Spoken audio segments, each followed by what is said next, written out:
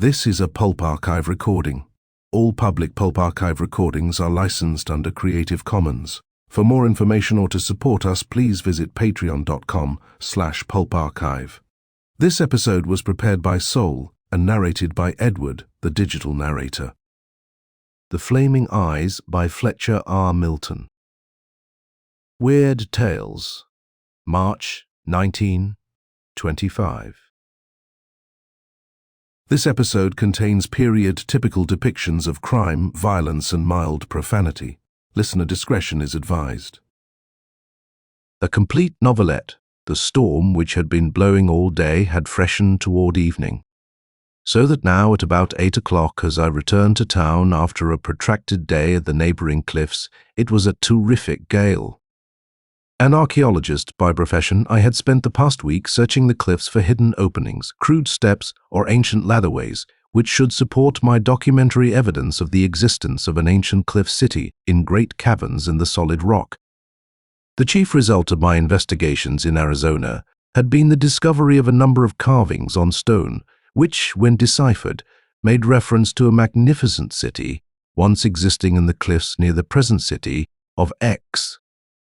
Accordingly, I had come with the ardent hope of making discoveries which should compare with those recently made by myself and others in the valley of the Euphrates. Kengs is a small city of about 5,000 souls, situated in the central part of New Mexico on account of its hot and cold springs. It has earned for itself a considerable reputation as a health resort, though it is in no wise a beautiful town. The climate is dry, the air is pure and clean, and the temperature is warm, often indeed stormy. The sharp wind which had been blowing all day had freshened toward evening, so that now at about 8 o'clock, as I returned to town after a protracted day at the neighboring cliffs, it was a terrific gale. Accordingly, many people have flocked into it to receive the cure promised by the magical waters of its springs and its health-giving air. The city itself spreads all the way across a sloping ridge, which gradually rises upward until it terminates in an abrupt precipice, along whose steep sides I had been making my search. Although there is only one main business street, there are shops scattered about in various parts of the town. On this late evening I was passing a small curio shop, in the window of which were displayed curiously carven oriental images, incense burners, and so on, and as I looked into it, I remembered a purchase I had so far neglected to make. About a year before I had received by mail a fantastic oriental devil in bronze, along with a rather odd letter. The letter was from an older acquaintance of mine, then living in X, but of whom I had received no word since that time. It stated that this quite innocent-looking image was casting a curse over my friend's life, that it had a strange history which he would refrain from telling, and suggested that I use my own judgment about keeping the gift or giving it away. I did use my best judgment, as the east figure was of hollow bronze. I conceived the idea of having it converted into an incense burner, which I did accordingly. But so far I had never thought of getting the incense, and the bronze devil stood unused on a shelf at home. Now, quite willing to get out of the wind for a moment, I entered the shop.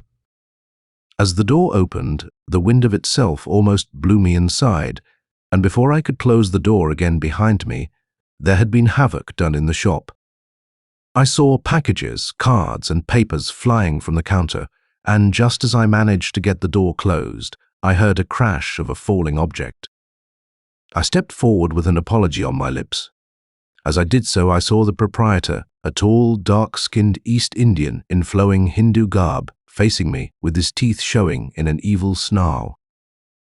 His teeth were yellow and long, and as he stood with his mouth half open, I had a feeling that I was facing a wolf rather than a human being. But it was his eyes which stilled my tongue and sent wild chills down my back. They were red, flaming red, and just now there were two seething pits of fire which seemed to tear my very soul. I had a moment of terrible fear. I felt the hair starting to stand straight up on my head.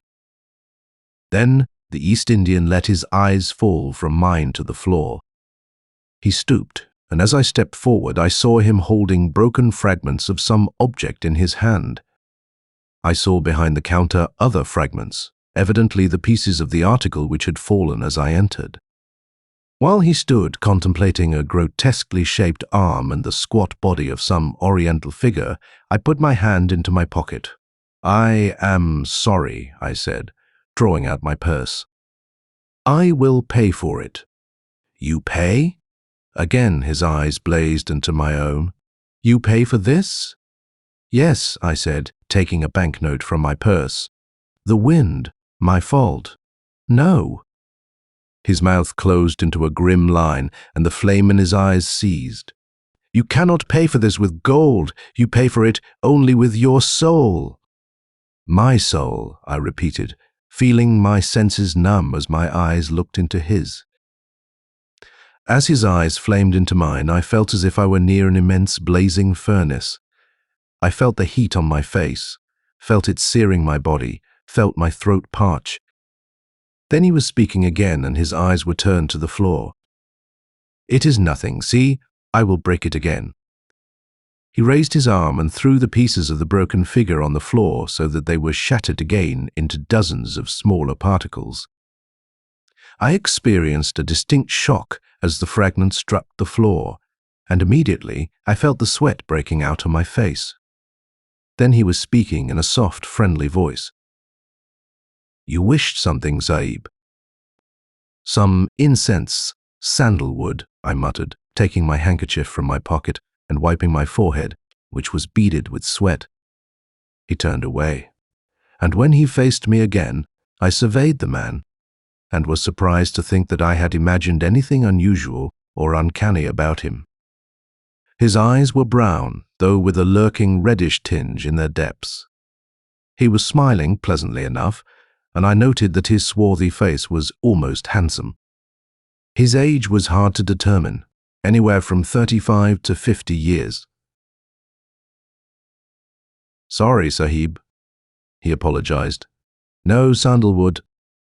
But I have something better. Rare. Incense. Would you like it?" "Yes. Anything will be all right," I replied, anxious to be gone. He took a small oblong package from beneath the counter, wrapped it, and handed it to me. I held the banknote out to him. "Take out for the broken article," I said. "No," he replied. "It was nothing, Sahib. A trifle, almost worthless. Forget it." He handed me my change, and I turned and started for the door. "The incense," he called after me. "It is rare." "Wonderful. You must try it, soon." Something in his voice made me turn, and for an instant I felt his eyes blazing into my own. Then the flame died, and he smiled at me, a pleasant smile. Without a word, I stumbled from the shop, pulled the door shut after me, and fought my way onward through the storm. 2 upon my arrival in the town. I had rented a small house, vacant for some time previous to my occupancy, and distant from the curio shop about 3 blocks. I had 3 rooms and a bath. One room was a living room, one as a bedroom, and one as a study. It was in this latter room that I kept my documents and studied over them. And in fact, it was here that I spent the most of my time when indoors. My meals I took out at a restaurant about a block distant. The house was equipped with an electric water heater for my bath, and I had a woman come in and tidy up each day. All in all, I was fixed very comfortably indeed. After a late dinner at the restaurant, I arrived at my house and went immediately to my study. I drew books and papers before me and tried to interest myself in my work, but I was curiously disturbed. I was unable to shake off a feeling of restlessness. I could not fix my mind upon the matters in hand, and finally I pushed books and papers aside. For a while I sat nervously clasping and unclasping my hands, and finally I got to my feet and began to pace back and forth across the floor.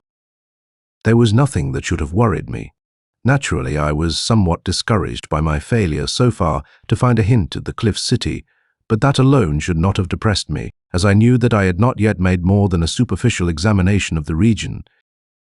Otherwise, I had a good, comfortable private income and a host of friends scattered in all parts of the world.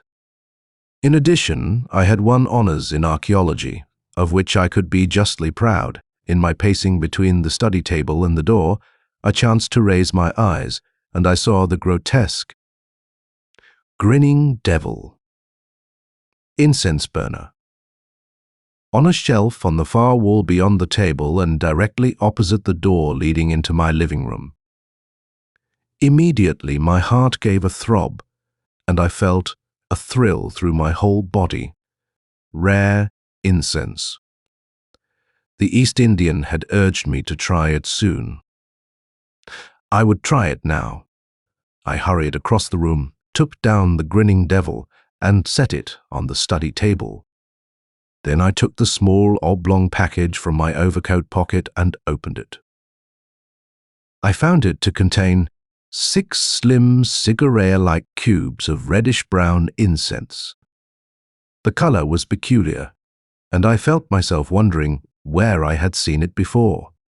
Then I remembered the Hindu's eyes. The cubes of incense were exactly the color of the Oriental's eyes after the flame had died in them.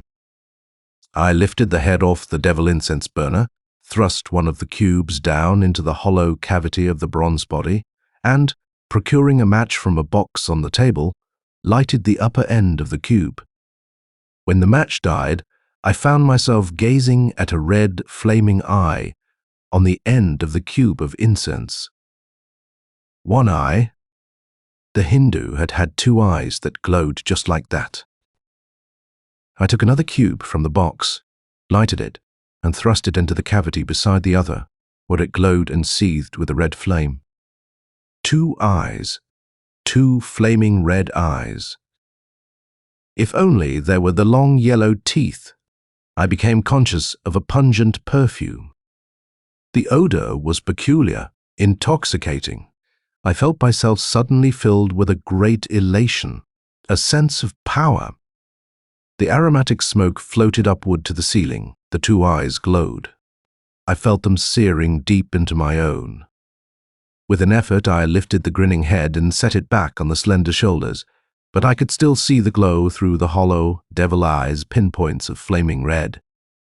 The grayish-white smoke of the burning incense poured from the mouth of the devil and trailed upward to the ceiling.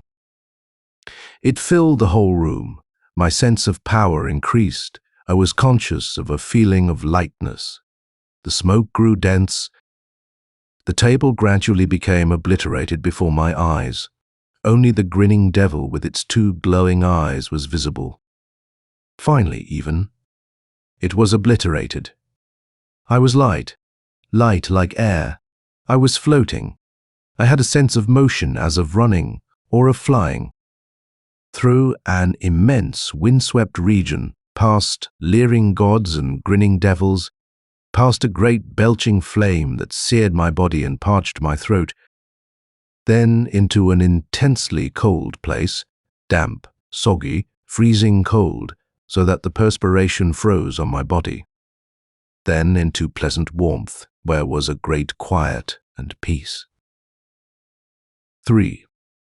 The room was luxuriously furnished. Thick carpets on the floor, 2 or 3 upholstered chairs near the door, and a small mahogany stand in the center. Glowing electric chandeliers filled the room with bright light. The room was small, perhaps an anteroom. I stood in the middle of the room. Before me was a curtained doorway. I was fully self-possessed. Sure. I tiptoed to the doorway, peered through it. There was intense blackness in the room beyond. I felt a flashlight in my hand and snapped it on so that a fan-like arm of light swept across the dark room. Then I started across it past chairs and tables to a door at the far side. I stopped by the door, which was partly ajar. A soft, mellow light shone through the opening into the room. I became conscious of a faint hissing noise, which seemed to rise and fall as by regular rhythm. After a prolonged hiss, there would be a choking cough, then another hiss, followed by silence, broken almost instantly by a hiss, and so on. Listening, I had a sudden feeling of fear, of panic. I snapped off my flashlight and stood quavering in the darkness. The sound was in front of me, inside of the room from which the light streamed. Something impelled me forward. I felt myself moving toward the door. Then I stopped while my blood froze. There was someone behind me. I heard light footfalls on the carpet. I heard quick breathing. Someone was approaching. I crept silently away from the doorway into the darkness. In my left hand was the flashlight, while in my right I gripped the handle of a short automatic. The intruder approached the door. I saw the opening widening slowly, cautiously. The door swung wide. I crouched behind a table, a billiard table it seemed to be, to hide myself from the light that spread out toward me from the open door. From my position I could see quite clearly into the room beyond. The room was lighted by 4 glaring eyes of light which glowed brilliantly from the sockets of 2 great bronze images which stood with outspread arms on a raised platform opposite the doorway. The figures were stolid, but the features were commanding, and with the glaring eyes made a startling picture. In front of the platform was a low altar railing, and between this and the door I could see low benches, apparently of stone. The floor was uncarpeted and of stone or concrete. The hissing seemed to come from behind the images, and I could detect a trace of white smoke or steam rising upward over the heads of the bronze figures. An arm appeared across the lighted doorway. A shoulder, then a slim figure framed itself there. A form, straight, graceful. Slender legs cased in white riding breeches, slender arms in well-cut riding jacket. A grey cap was pulled low over the forehead. Cautiously, the slender figure crept through the doorway into the room toward the raised platform. I caught the glint of a knife in the right hand of the grim stalker, and I felt that certainly there must be something living in that room as an objective. I found myself in the midst of a terrible mental struggle. I had an overpowering impulse to run forward, to interfere in what would evidently be cold-blooded murder enacted in that hissing room. Against this impulse, I felt an impelling force holding me to silence, to inaction. It seemed as if a voice were speaking in command. Wait until the knife strikes, till death screams rend the air, then take aim, shoot the murderer. At one time I felt my arm rising, my eyes taking bead on the slender moving figure, waiting for the arm with the gleaming knife to upraise, to strike once, perhaps twice at some unseen animated form, then to shoot. But my brain cleared, my impulse to interfere was mastered. I thrust my automatic into my belt, my flashlight into my pocket, and got to my feet. I ran forward, swiftly, silently, through the door and upon the death stalker. My adversary was taken by surprise. He had not heard my approach, but he was agile and quick to struggle, though I found him no match for me in strength. For a moment we struggled silently without sound, then the struggle ended as abruptly as it had started. My adversary went limp in my arms, so that I had to hold him to keep him from falling. The instinct to flee was strong upon me. I picked up my unconscious antagonist and ran with his body in my arms out of the lighted room into the blackness of the room beyond. There I stopped and listened, still the regular choked hissing, and no sight or other sound of anything living in the room. Hesitating barely an instant, I ran out of the darkness into the lighted anteroom which I had left just a few minutes before. Reaching the lighted room, my captive began to struggle again in my arms, and squirmed free, the cap falling from his head as he did so. Then I was amazed to see that the would-be murderer was a woman, young, beautiful, in trim, dainty riding costume. Light golden hair crowned a clear white forehead. Her blue eyes were wide as she looked into mine. Her red-lipped mouth was parted in surprise, in fright. "For who? Who are you?" she gasped, drawing away from me and preparing herself for flight. I stepped close to her and suddenly clasped my arms on her shoulders and held her so. She made a movement, as if to raise the knife which she still held in her hand. But I held her so tightly, she could not. After a moment, she ceased to struggle and stood before me listless. "Who are you?" she repeated insistently.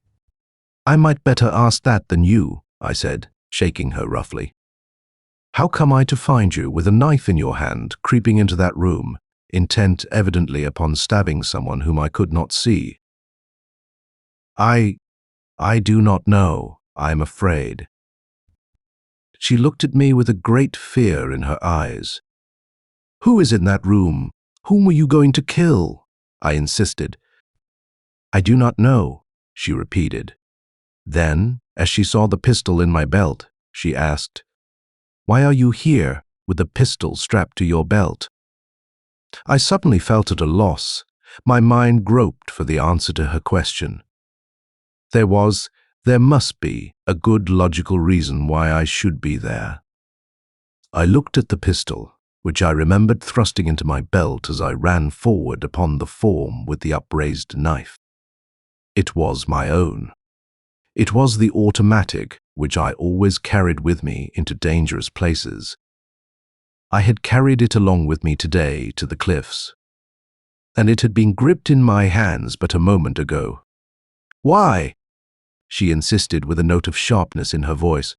"Why, I don't know," I stammered uncertainly.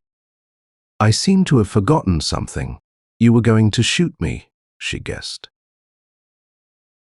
I remembered my impulse when she was creeping into the lighted room, and I knew that she was right, partly at least. "And were you not stalking me to stab me to death?" I asked, looking her squarely in the eyes. She had very beautiful eyes, deep, alluring, mysterious. She made no reply for a moment, and I sensed that she was undergoing a mental struggle. In a moment, she spoke in a voice, low and musical. "I must not, dare not tell you anything. I am afraid to tell you, you might be. Tell me. Who are you? Tell me." I felt an urge to hold my tongue, but I disregarded it. "I am Andrew Bishop, archaeologist, carrying on investigations which I hope will result in the discovery of an ancient cliff city. I am a man of reputation and honor and worthy of your trust and confidence. Now, pray tell me who you are. What are you doing here? Why are you afraid? I cannot tell you who I am or why I have the knife in my hand. Though if I told you, you would know that I have a better right to be here than you. I do not know what I am afraid of." "Exactly. Something terrible which is always present and hears everything, sees everything. Strange things have happened, and I would not even dare to ask you for help. I have heard of you, but after all I do not know. I fear you may belong to it, the thing." "The thing," I echoed. "Yes," she whispered. "Don't you feel, almost see, near you, eyes watching, terrible eyes?" I looked about me apprehensively. I could make out nothing tangible, but I could sense something. Certainly I was afraid. "Yes," I whispered in reply. "I feel something. Please trust me. I will help you if I can. What can I do?" "Nothing," she said despairingly. "I cannot escape." "Escape? No, it is impossible. But you can escape. I will help you." I released her shoulders and took both of her hands in mine, feeling the knife gripped tightly in one of them. I looked into her eyes, and I saw confidence and hope growing in them. Then we heard a sound behind us in the dark room we had just left. We stood a moment clasping each other's hands, looking at each other with a nameless fear in our eyes. "Quick," she whispered, breaking the spell that held us fast. "We must run quickly." "Come." She grasped my arm, and we ran through the door ahead of us, which she pulled open, and out into an intense blackness. We ran, and we heard sounds of pursuit behind us. Once I looked back to see 2 red eyes flaming behind us out of the darkness. I felt my senses numb. We stopped suddenly. I knew that she had stopped me. "It is coming. It will catch us," she whispered, clutching my arm with one hand and pointing with a long-bladed knife in the other. "Run straight on. There, if we separate, we may both escape." "No," I felt my senses clearing a little. "I will stay and fight while you escape." "No, you must not," she insisted, her breath warm on my cheek. "It would kill you. Go now, escape. I will be all right. But if you can, come tomorrow night. You have offered to help me, and I must have help. I beg you to come. Come." "But where?" I asked breathlessly. "Here, the way you came. Goodbye." She pressed my hand, released it, and I heard her running. A moment I stood while my heart pounded. Then I ran on as she had pointed swiftly. I had a sensation of numbing senses, of bodily elation, of lightness. I was flying, floating. A terrible cold chilled my limbs, made my lungs ache. Then I was suddenly in fire, in terrific heat, which scorched me. Still I ran or flew while angry, grotesque gods and devils struck at me and opened wolf-like jaws to sink yellow fangs into my flesh. But I evaded all, felt myself being tossed, thrown, blown about, like a feather. Then I felt quiet and rest. 5. The grotesque oriental devil stood before me on the table. No longer did smoke belch from the half-open, grinning mouth. No longer did 2 pinpoints of flame glow from the eyes. I lifted the head from the shoulders and saw that the incense had burned completely out. Only a faint trace of the peculiar perfume was noticeable in the room. The lights blazed from the chandeliers. I looked about me. I stood up, tried my limbs. I was here, alive, and from the look of things, I had never been out of this room. But the vision of those other scenes was vivid in my mind. It was real. It must be real. The bright anteroom, the dark room adjoining, the choked hissing noise. The lighted room and its 2 images, with the brilliantly glaring eyes. The silent form creeping through the lighted doorway, my own pistol upraised. Then my interference, the short struggle, my flight with a light form in my arms, the beautiful girl with her fear-stricken blue eyes, the interruption, and our flight, those flaming red eyes pursuing. It was all real enough to make me catch my breath, look about me. I thought of my pistol. I thrust my hand to my belt and found it there, but that proved nothing, as I had carried my automatic with me to the cliffs. My flashlight also was in my pocket, but I always carried that with me so that I might investigate any openings I should find. Neither pistol nor flashlight proved anything. Could it have been a dream? It must have been. I thought of the girl. She had been so beautiful. She was just the type of girl that I could love. Her alluring blue eyes, her lovely red lips, her beautiful golden hair. I loved her now. She had told me to come again, that she must have help. Must. Oh well, what of it? I should have to dismiss it all as a dream. I tried to dismiss it and retired to bed, but I could not sleep well that night. I tumbled and tossed and felt myself tormented by a pair of flaming red eyes, haunted by a beautiful girl in white riding breeches and jacket, whose eyes pleaded for help, startled by choked hissing noises coming to me in a vast, endless darkness. The morning dawned and I started about my usual schedule after breakfasting. At the restaurant, I started off to the cliffs with a short pick over my shoulder for exploring into the crevices of the rocks. I spent the whole forenoon searching about and digging in the crannies of the cliff wall. I found nothing to encourage me. I returned to town at noon, and I decided not to go out that afternoon. I was restless, perturbed. I had a sense of impending danger which I tried vainly to shake off. I spent the rest of the day taking in the sights of the little city. I had always been very much interested in the famous springs, which were the chief attraction of the town. There were 5 springs altogether. 3 of these were hot, all close together and enclosed by a high steel wire fence to guard against small children falling into the scalding water which filled the concrete basin about them. The water did not come up as a geyser, but only bubbled a steady flow of steaming white water. Watching the white liquid flowing out of the wide, lime-encrusted mouths, I reflected that somewhere beneath, and not so very far beneath, there must be hot volcanic rocks and molten beds of lava. Though these hot springs were unusual in themselves, contrast with the other 2 springs made an unusual phenomenon. These 2 springs were distant about a block from the 3 first mentioned, and were also enclosed with a separate pool of their own. But instead of being boiling hot, they were as cold as if they flowed from a frozen glacier.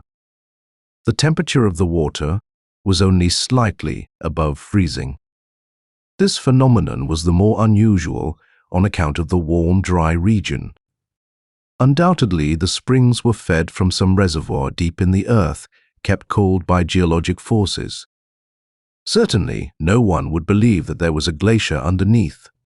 However, there could be no doubt about there being a wide divergence in the sources of the hot and cold springs whose mouths were so close together. In the late afternoon, I passed the curio shop. Something impelled me to step in to see if my sensations of the previous evening would be repeated. There was no wind this evening, and I entered without mishap. There was no one visible behind the counter or in sight anywhere. Nevertheless, I was conscious of someone watching me closely. As I looked back toward the rear of the shop, I saw facing me a large bronze figure, a huge idol with evil, malevolent grin. I could imagine its great eyes bent on me balefully. The huge fists of the figure were clasped together and upraised as if to strike or to hurl anything which might be clasped between the great fingers. One leg was thrust forward, and I could imagine a gleam in the wicked black eyes, could imagine that the figure was preparing to run forward upon me. The moment I stood facing the menacing figure, then, conquered by a nameless fear, I turned and hastily left the shop. Outside, I reflected that I had been a fool to allow such uncanny thoughts to master, even for a moment, my usual courage. Nevertheless, I was certain that the figure had not been standing in the rear of the shop on my first visit, at least not in its present striking attitude. I would certainly in that case have noticed it, as would anyone ordinarily observant. I walked about, trying to shake off a feeling of uneasiness.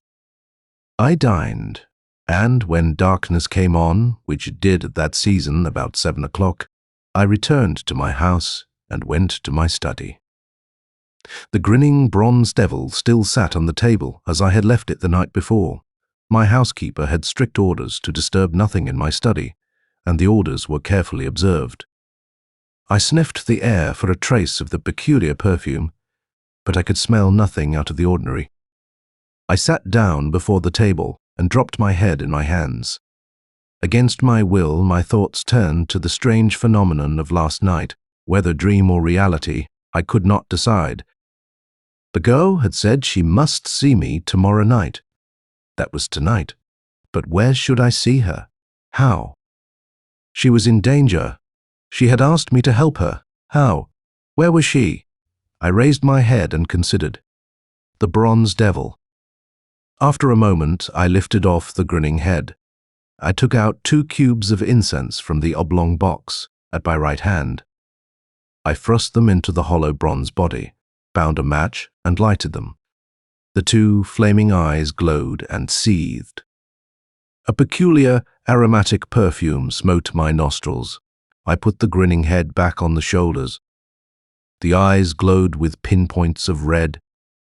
Grayish-white smoke belched from between the black evil teeth, trailed upward to the ceiling, and filled the whole room. The smoke became dense, obscured all else.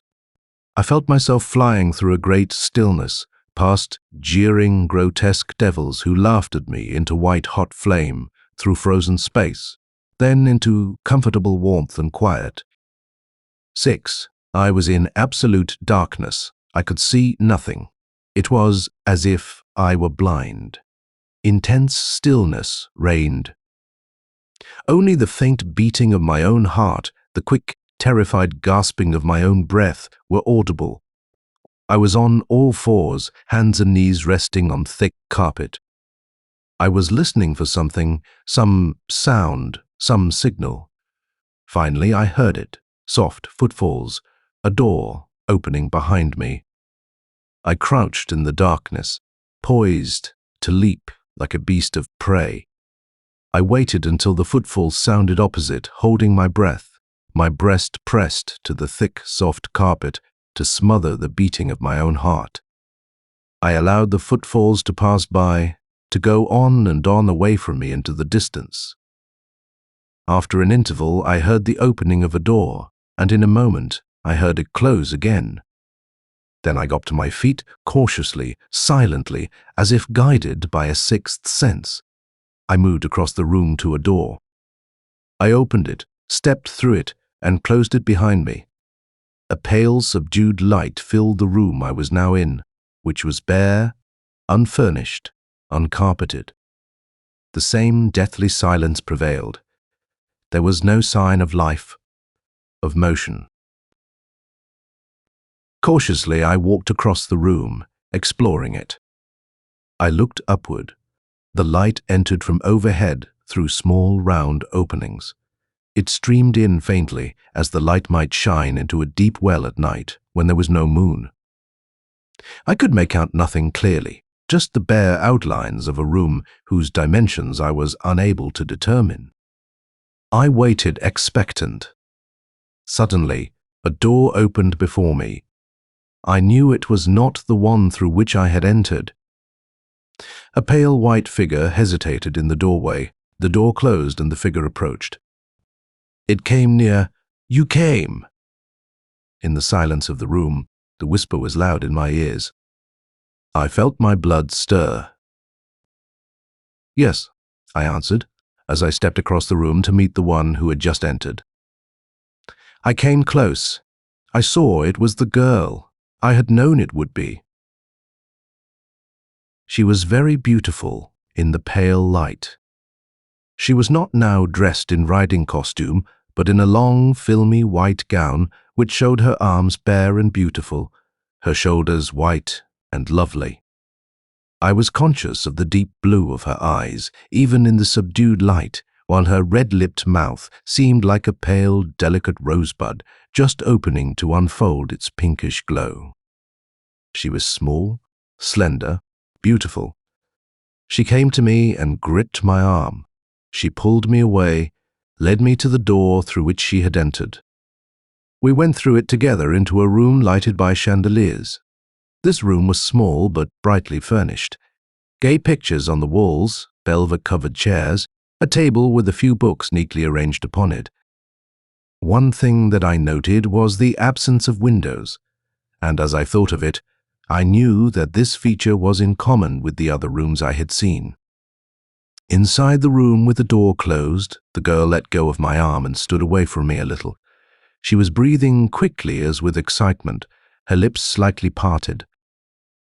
I found myself looking into her eyes, drinking in the blue of them, feeling refreshed, exhilarated. 7.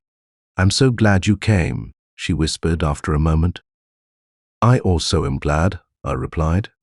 "Now please tell me who you are, what you fear, everything." "I should not do that, but I must," she said. "Will you promise to do as I say, after I tell you, to make no move without my permission?" "I promise," I replied eagerly. Then listen carefully. My father in his youth was an explorer, traveler, adventurer. He wandered many times over the face of the globe, visited innumerable out-of-the-way places in many countries. He had many adventures, had many hair-breadth escapes. He was shot at by bandits in Spain, menaced by native spearmen in Africa, but he always escaped with his life, laughing, smiling, debonair. This was all before he met my mother. After he met her and married her, he settled down and traveled no more, contenting himself with telling to those who would listen the strange and thrilling adventures through which he had passed. But when my mother died a few years ago, he became restless. There came on him a longing to have just one more round of adventures before he died. I loved him and did not like to see him go, but I could not ask him to stay and be unhappy. He was gone 2 years. When he came back, he was different. He was strange. He seemed to dislike to have other people about. We left our friends and came here, a place much more barren than it is now. I knew that something was preying on his mind. I begged him to tell me what was bothering him. Finally, he told me a story. He was traveling through an unsettled region in Upper India. He was alone, having left his party at a village 6 or 7 miles back and ridden on ahead by himself. He came upon an old ruined temple. The temple was apparently deserted, and it awoke his curiosity. He dismounted, tied his horse, and entered. There were rough benches of stone, and at the far end a low platform and an altar railing. He walked down the empty aisle, in his mind a picture of those benches once filled with worshipping natives, with a native priest presiding. As he stood at the altar railing, looking upward, he saw, raised above the platform, a huge, malevolently grinning god. One of its great legs was thrust forward, its arms were upraised, and in the great fists was clasped a small, grotesque devil, which he was in the act of dashing down to destruction. The whole thing was of bronze, and was symbolic probably of the destruction of forces of evil by a benevolent god. My father went up on the platform to examine the figures. He was particularly impressed with the grinning devil in the huge fists of the god. Upon touching this with his fingers, he found that dampness and rain had loosened the cement which held it in place. Pulling a little, he was able to free it entirely from the great fists. My father was daring, and without a thought of any possible consequences, he thrust the small image into his coat pocket. Looking about to see that he had not been observed, he hurried down from the platform and out of the temple. At the entrance, he looked back, and he imagined that the face of the god had screwed itself into a look of anger, that the eyes gleamed, shaken a little, and knowing how the superstitious people of the region might act toward a robber of their shrine, he lost no time in getting to his horse. Just as he was ready to mount, he heard an angry shouting from the temple, and a large Hindu in flowing priestly garb came running from the ruined doorway toward him. He was gesticulating and uttering curses in his native tongue. My father sprang upon his horse, and as he did so, a half-dozen dark-skinned natives appeared along the path by which he had come, and menaced him with long glittering knives in their hands. Someone cast a spear, and it struck near his horse, frightening it. But he turned the horse as it reared, plunged through the underbrush, and escaped. When he came back to his party, he made no note of the incident or of the image, as he had taken a fancy to the bronze devil for which he had risked his life, and wished to take it home with him without possible interference from the authorities. When he left the country a short time later, he smuggled the image out with him. As he finished telling me this story, my father brought the bronze devil from a box where he kept it and showed it to me. I have never seen another image quite so fantastic as this. Its evil, leering grin was so malevolent as to make one remember the evil face for many days afterwards. My father stated plainly that the image seemed to be exerting some strange influence over his mind and actions. After he told me this, I urged him to get rid of it, but he would not hear of that.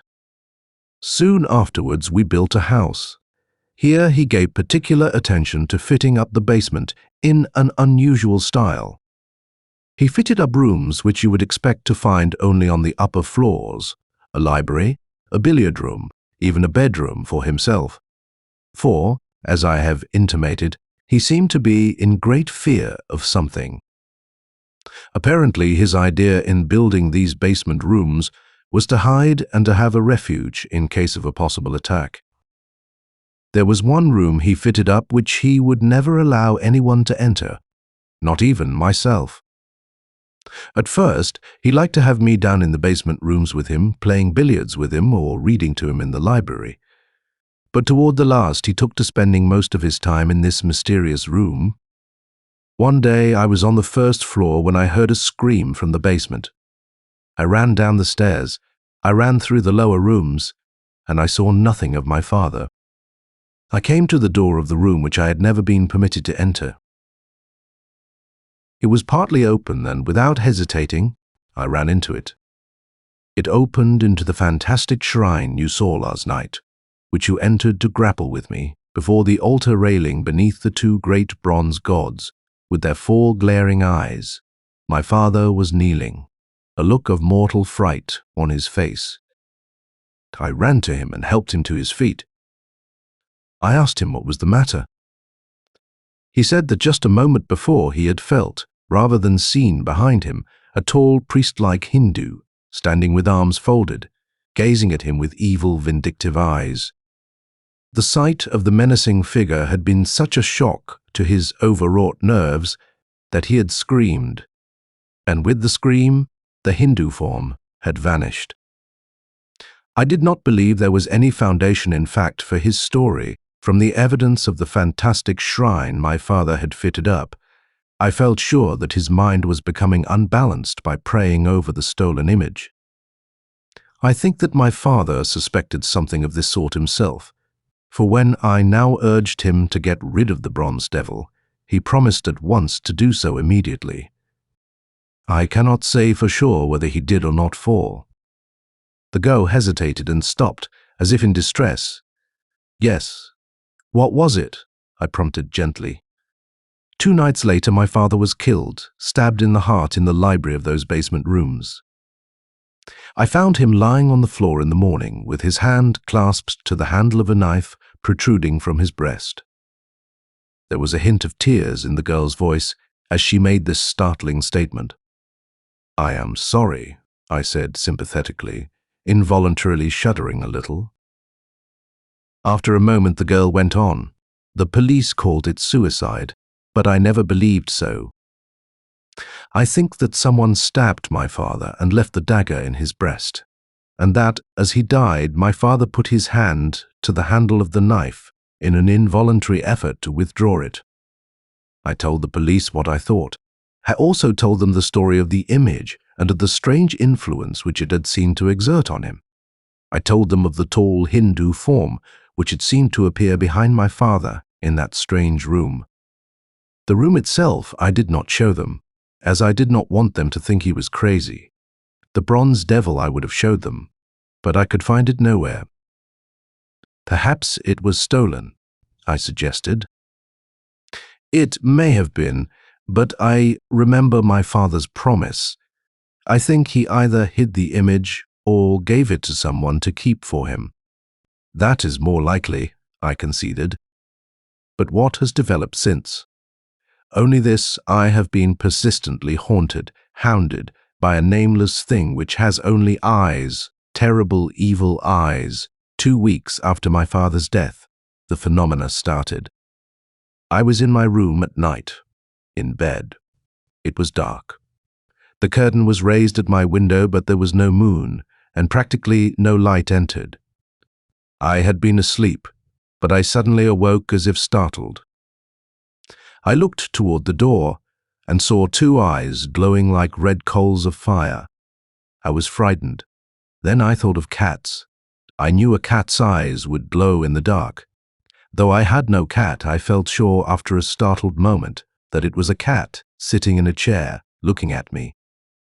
There was a stand near the head of my bed with a book on it, which I had been reading before I went to sleep.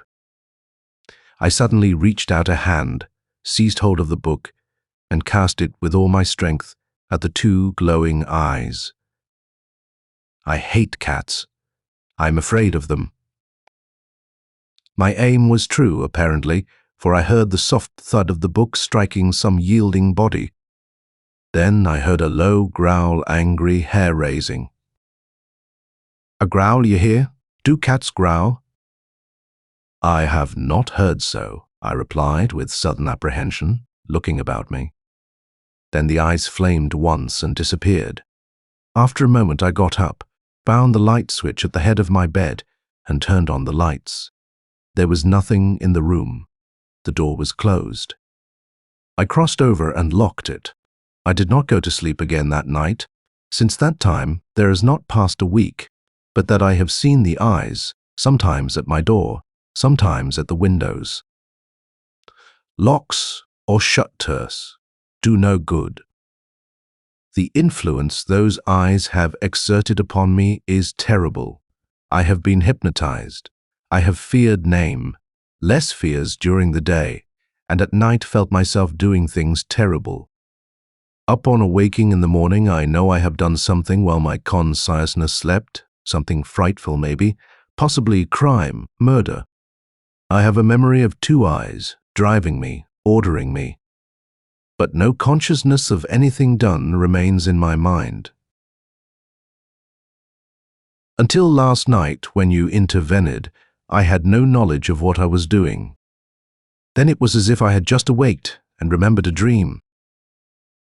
"You mean," I whispered, "you mean that you were out of your senses when you were creeping into that room with a knife in your hand?"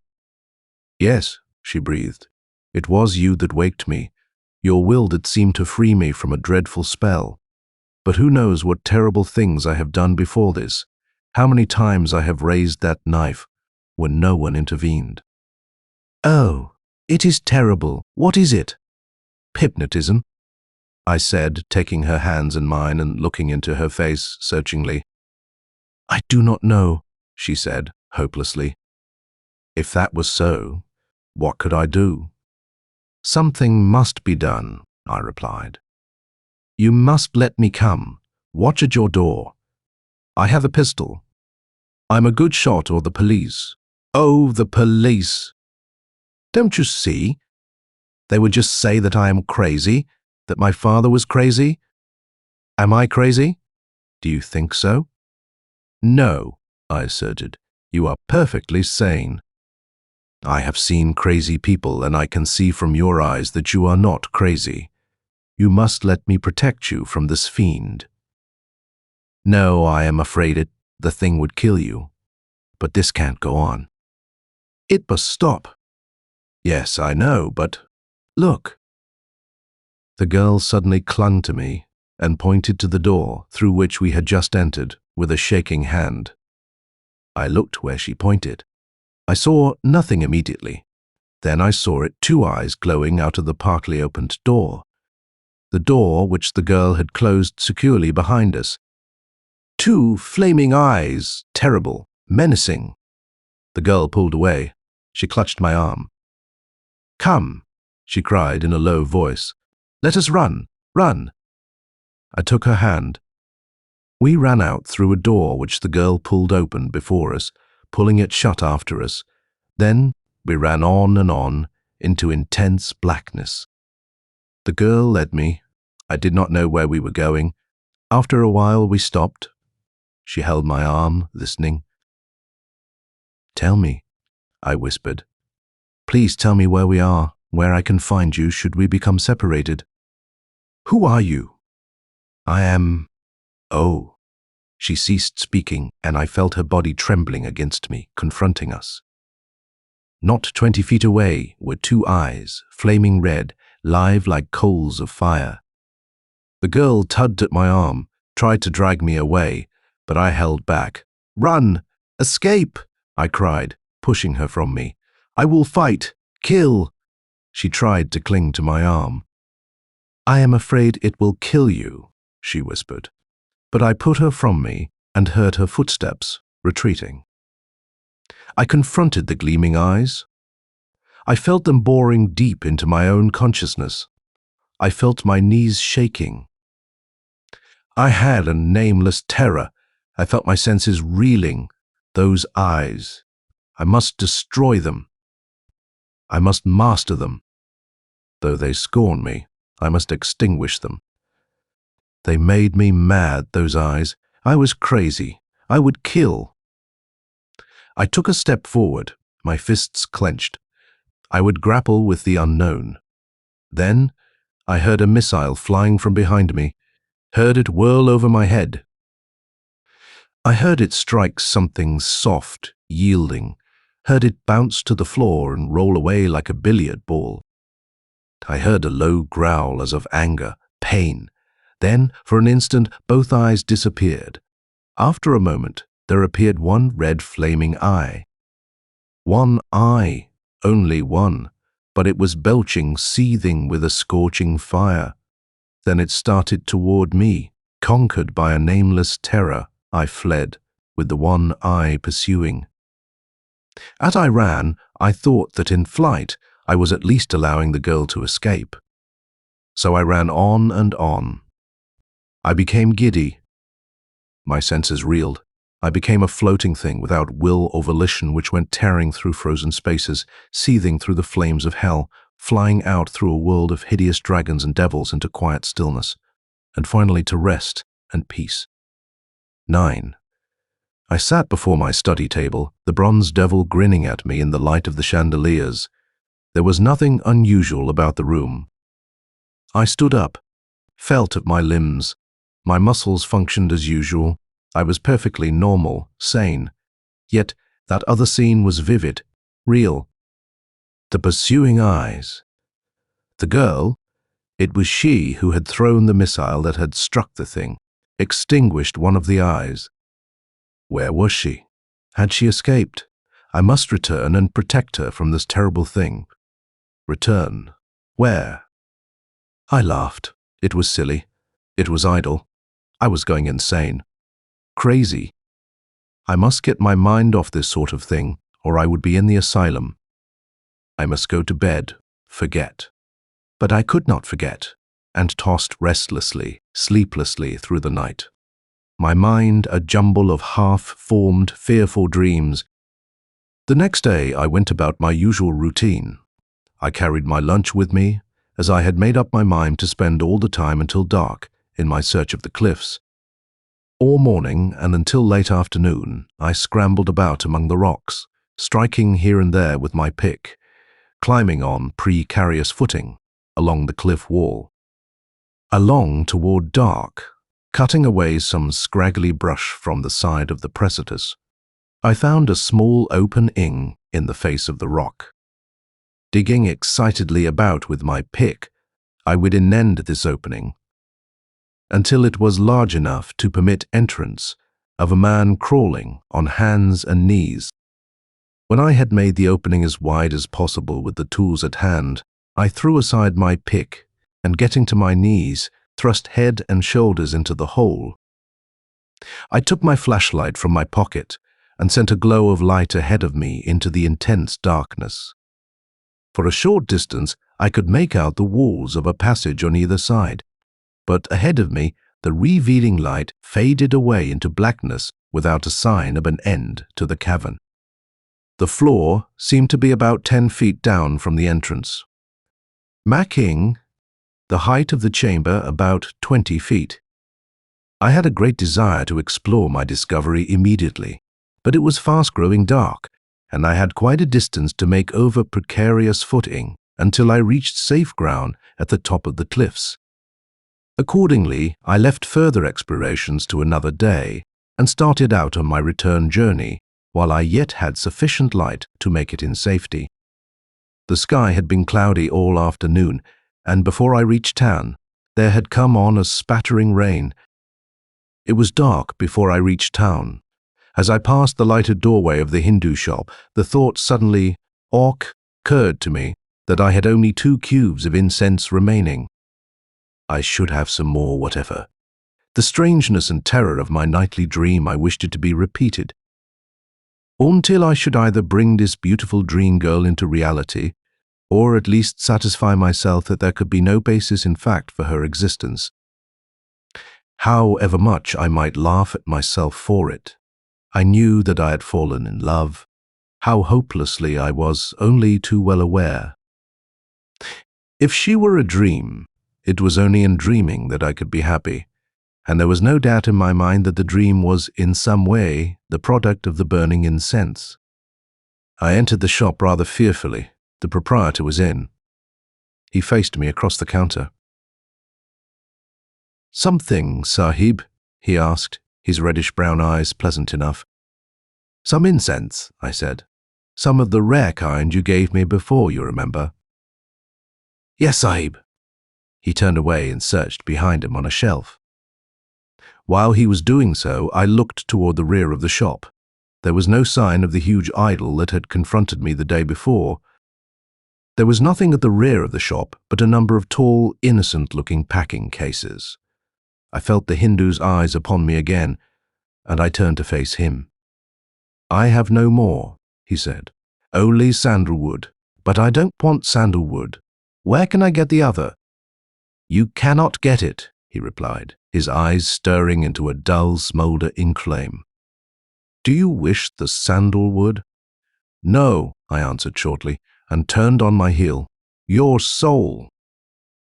The words from behind me were low, passionate, menacing. I whirled as if I had been struck. "My soul," I cried, glaring at the East Indian who stood facing me with arms folded across his breast. "Your soul shall pay," he snarled.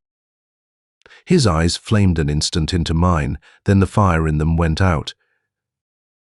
It is just a saying in India, it means nothing. I only said my secret thoughts aloud. "Pardon, Sahib." "Oh," I said. Then I whirled and left the shop hastily. I hurried through the dripping rain to the restaurant where I dined, my mind trying to analyze the peculiar effect which the Oriental had upon me. It did not take much thinking to convince me that the Hindu was a thorough rascal. I am familiar with hypnotism, and I have more than once had different persons try to exercise this power over me. I have experienced the numbing clash of a powerful will with my own, have felt my own mind struggle for mastery, never once to come out other than victor. So, I knew that the East Indian had tried to hypnotize me, not only on this evening, but also on the first occasion. "Your soul shall pay." The trinket that I had broken was all that had happened, the dream and all part of his revenge. Had he created the beautiful girl in my mind just to torture me with her memory for the rest of my days? What a diabolical vengeance! I returned to my house. I went immediately to my study. I sat down before the table and picked up the little oblong box. Tomorrow the box would be empty, and then I would have it out with that evil red-eyed fellow. I lifted the head from the bronze devil and thrust the last 2 reddish-brown cubes of incense into the hollow body. I was feverish with impatience. I felt as the opium fiend must feel while he prepares his drug. I lighted the 2 cubes, and for a moment 2 eyes gleamed. Then 1 cube went out, and I had to light it again. It did not burn well, but I got it to going fairly. I put the head back into position. I watched smoke be forth from the grinning mouth. I watched the 2 pinpoints of red, one intensely bright, the other smoldering, dying. As I stared at the grinning face of the bronze devil, a thought occurred to me. The face, the whole figure, was familiar, as if I had seen it somewhere. No, I had only heard of it. If I could just think a moment, I could remember all. Why must my mind wander? Oh, yes, my soul. The Hindu would have my soul. No, he would not. My soul should run from him so fast he would not be able to catch it. The world became full of aromatic smoke. My senses dulled, my soul ran flying out into a pelting, noisy space through the gates of hell, where long-tailed devils struck at me into the white heat of torment. through the icy cold of despair and then into a haven of rest and comfort. 10. I squatted before a door in the darkness. I had an automatic in my right hand. I was also conscious of something clasped in my left hand. I was waiting, watching, every sense alert. There was someone in the room before which I waited. This I knew. I was not afraid. My arm was steady. My aim would be sure. A half-hour passed, perhaps more. Then a scream from beyond the door. A sudden scream of fright, of mortal terror.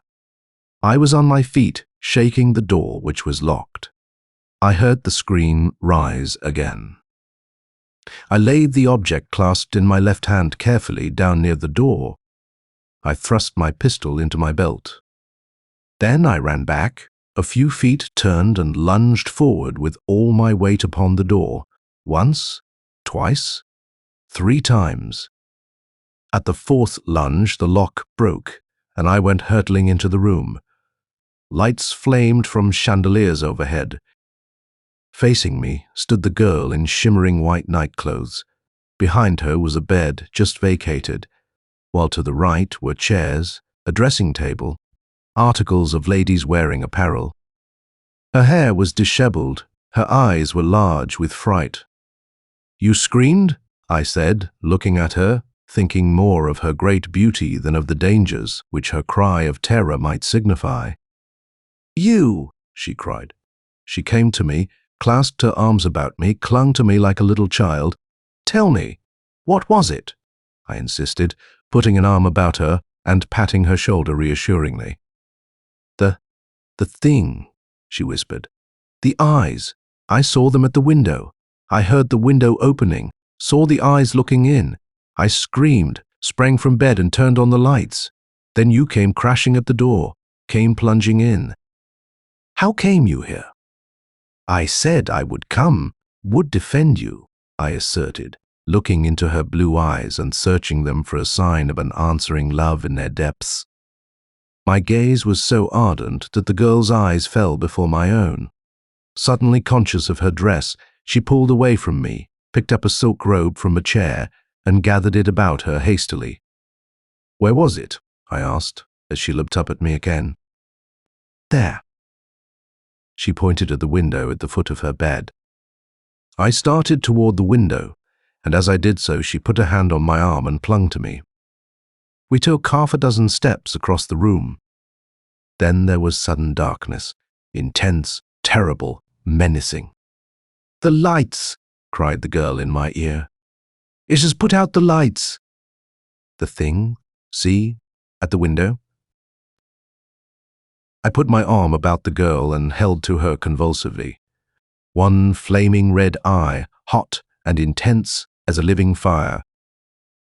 And beside it, the wavering glow of another eye, less intense, but deadly. The eyes were moving, coming nearer. The girl pulled out of my grasp, put both hands on my shoulders and shook me. "Let us run! Flee!" she cried. "I will stay!" "Fight!" I muttered, trying to shake her off. But she put both hands upon my arm and forced me to run with her out of the room. Outside the door I stopped, groped in the darkness, and picked up the object I had laid down a few moments ago. Then the girl pulled me on swiftly along a carpeted hallway, down a broad staircase, across a wide room, stumbling past chairs and tables, through a second room whose door was wide, all in the pale light cast through windows from a cloudy sky outside. We came to a flight of steps leading down into blackness. Down it we plunged together. I missed a step and went tumbling, rolling down the remainder of the flight. The girl came running after. She helped me to my feet, and we ran on again. After a while, we stopped. The girl was exhausted. I heard her panting. I put my arms about her and held her. She clung to my shoulders with both hands. "Where are we?" I asked after a moment. "In my father's basement rooms. We are in the billiard room, I think. Ahead of us is the shrine." There is something strange in there, back of the images. Last night when you fled with the thing after you, I followed a little way. I saw you run through the shrine room, around the platform to the rear. I waited a moment, but I saw nothing else enter. Then I ran after you. I came to the rear of the platform where was a hissing, bubbling spring of hot water. Back of the spring, I saw a dark, square opening cut through the solid concrete. I looked through it. I could hear your footsteps retreating in the blackness beyond, and in my fright, I was tempted to follow you. But I feared that the thing was still behind me, that it might overtake me in the darkness of that subterranean passage. What is back of that opening? I do not know, I said, and told her all I knew of the Hindu shop, of the incense, and of my strange sensations. Is this a dream? I asked. Are you real or only fancy? I'm perfectly real, she replied. But it is all so strange. Can there be some connection between the Hindu you mention and the vindictive priest-like form that threatened my father? May not the two be the same? That black hole behind the shrine platform may open into a passageway leading to the shop you mention. He may have entered through this passage, come upon my father, and stabbed him for the image. But the eyes, what other eyes are there which glow in the dark besides a cat's? A wolf's eyes would glow in the dark, I replied, looking about me into the darkness apprehensively. There was no sight nor sound of anything else living in the room other than ourselves. Come! When we get where there is light, I have something to show you. Groping about for the light switch, we came to a door, and we passed through it. My fingers touched the knob of a switch, and I turned it. Lights flamed out at us from 4 eyes above our heads.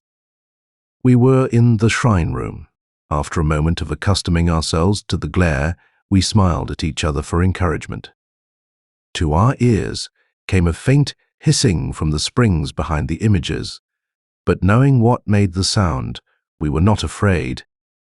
Then I held up the object I had been carrying in my hand. It was the devil incense burner. The image, gasped the girl. Where did you get it?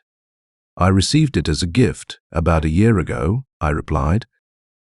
I converted it into an incense burner. Who gave it to you? Asked the girl breathlessly. Mr. James Brant, I replied. He was an old friend of mine.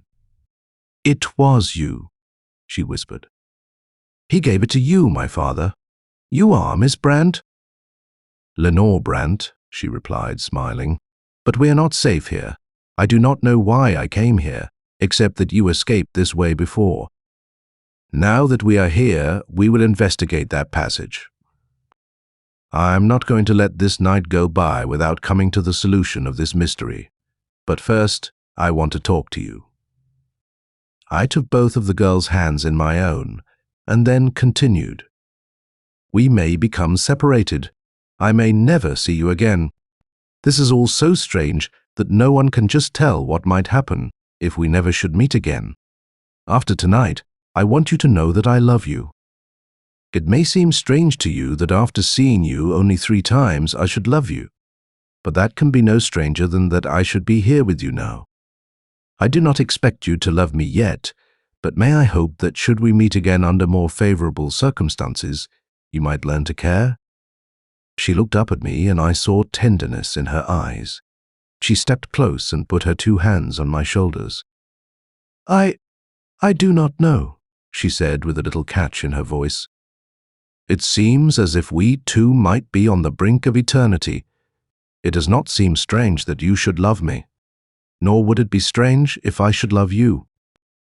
It seems that we may have but a moment to love. I would not ask that we waste it. Put your arms about me now and hold me tightly. I wish to love and to be loved for just one moment before some terrible force distrays us or drives us apart. One kiss for eternity.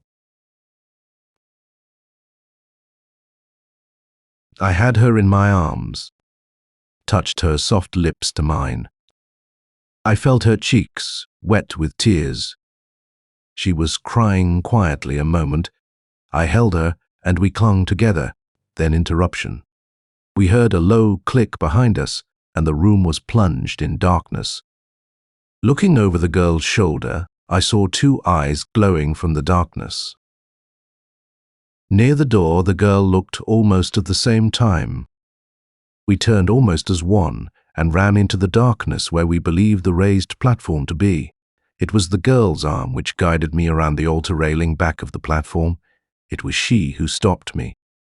"Here, the passage?" she whispered. Drawing me down to my knees, she crawled quickly through a narrow hole, and I after her. As I came through upon uneven stone, she took my hand and helped me to my feet. Then we ran quickly out into the darkness, feeling our way as we went. Stopping occasionally, we could hear a sound as of someone or something running after us. After a time, we came to a point where we could hear a faint trickle of water, which grew louder as we went on. As we approached the sound, the temperature became colder, until when the trickling waters sounded beside us, the coldness was so intense as to chill us to the bone. We started to run, and soon it began to grow warmer. Warmer and warmer it became, and then hot. We now heard a sound as of escaping steam. We felt the stones beneath our feet hot as if in a furnace.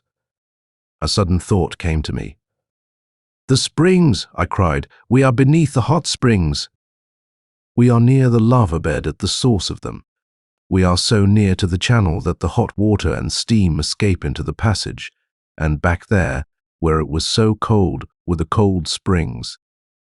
As we ran on, the heat became less, and soon we came to what appeared to be the end of the passage. Feeling about, I found that there was a door, and opening it, we came out into a small basement room. The light entered from a square opening overhead to which I could see a ladder leading upward. About the room were a number of images of all shapes and sizes, grotesque gods, evil grinning devils, fantastic lion men. We stopped but a moment, then started for the ladder together, but I heard a sound behind me and turned to confront two red eyes peering at us from the darkness of the passage. One eye was flaming brightly, the other smouldering dully. There was not time to escape up the ladder. I must fight the thing.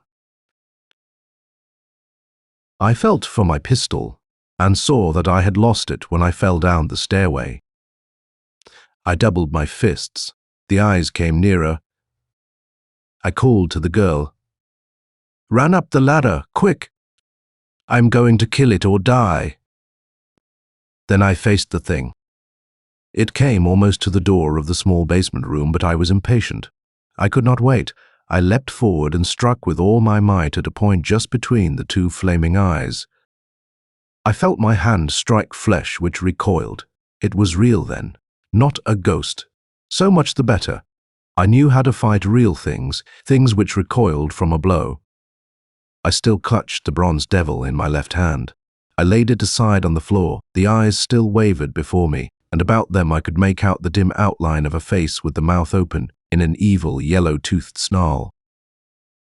I struck at that face again and again, and I felt myself being beaten severely. I saw the eyes flaming red, menacing, and gradually I saw their flame diminishing, the fire dying out of them. The blows struck out at me became weaker. They finally ceased. The eyes smoldered and went out. I heard a heavy body fall. I had conquered it. The thing, the girl, where was she? I turned and saw her standing behind me. I ran to her, lifted her in my arms and carried her up the ladder into the rear of the small shop. The Hindu curio shop. I knew it, and the proprietor. I did not fear him. I knew that he was down below, unconscious as I had knocked him. I set the girl on her feet and took her hand, and we fled out of the shop into a dripping rain. Her home was only a few blocks away, and she led me in that direction. We hurried to it, meeting no one, arriving there without mishap. Securing my automatic from the foot of the basement steps, I kept guard the remainder of the night, while Lenore slept or tried to do so. In my mind there was no fear, but in my heart was a great happiness. 11. The rest is soon told. In the morning we explored the passage, Lenore and I together. We found that a wide passage, evidently of ancient construction, led between the basement rooms of the girls' home to the small room beneath the curio shop. We found that this passage passed directly beneath the famous hot and cold springs. We also found other passages diverging from this one, leading into numerous great caverns. We followed one passage in particular for a great distance, until it ended at a small opening on the face of the cliff wall. This was the very opening I had discovered the day before. But why go into the particulars of this wonderful subterranean city? You will find a full discussion of the cliff dwellers of central New Mexico and their marvelous cliff city in a recent scientific periodical, so that you may satisfy yourself with a full description at any time. Orientals are not quick to forget or to forgive. When Lenore's father stole the bronze devil from the temple in India, he became at once a marked man. Pursuit was immediate and unrelenting, though the trail was long. It did not end for him until a dagger point had been thrust into his heart. It was probably by accident that the Hindu stumbled upon the underground passage, and it is doubtful if Brandt ever knew of its existence. Had I not entered the Oriental's shop and broken an image, thereby earning for myself a curse, I should probably never have become implicated in the chain of vengeance. Unable to hypnotize me in the shop on my first visit, the Hindu sold me a drug which numbed my will, making me respond to his call, obey his will while the effects of the drug lasted. What he intended to have me do, what fate he thought to mete out to me, will never be fully known. He possibly thought to have me slain by the girl, or to have her slain by me. But my mind always struggled, gave defiance to his will. Had not Brandt sent the bronze image to me? Had he left it where the Hindu could find it? No doubt Lenore would not have been disturbed. But when the image was not to be found, the East Indian first thought the girl had hidden it, and so hypnotized her and tried to force her to lead him to it. But she did not know where it was, and so was unable to lead him. But he persisted long, and in the end was successful. The eyes. I know that it is unusual for human eyes to glow in the dark, but I have always believed that the Hindu was more of a wolf than a man anyway. I am sure they were his eyes anyway. They never bother us now. And it is very seldom that we think of them, Lenore and I. We are too happy in the present to think of the past. The grinning bronze devil was never found. When I came to search for it, in the basement of the curio shop the next day, I could not find it. It was gone, and with it the curious images and the packing cases, and with them the proprietor. I often think and wonder, but even as I wonder, I know that far away in a small temple in India, a grinning bronze devil is clasped in the immense fists of a great savage god. I can imagine the god squeezing the small figure tightly, triumphantly, his eyes gleaming with the triumph of a chase well ended. And on the platform before the great god confronting a motley group of worshippers, I seem to see a tall Hindu in flowing priestly garb who looks out at his people with reddish-brown eyes. Eyes which have a smoulder in their depths, which often gleam as with triumph, and which can upon occasion belch forth two seething red tongues of flame. Thank you so much for hanging out today. My name is Sol, and this is the Pulp Archive. Now, if you had fun, I'd appreciate it if you could like, subscribe, comment, and share. That stuff really helps. And like most stories we cover here, today's was recommended by you.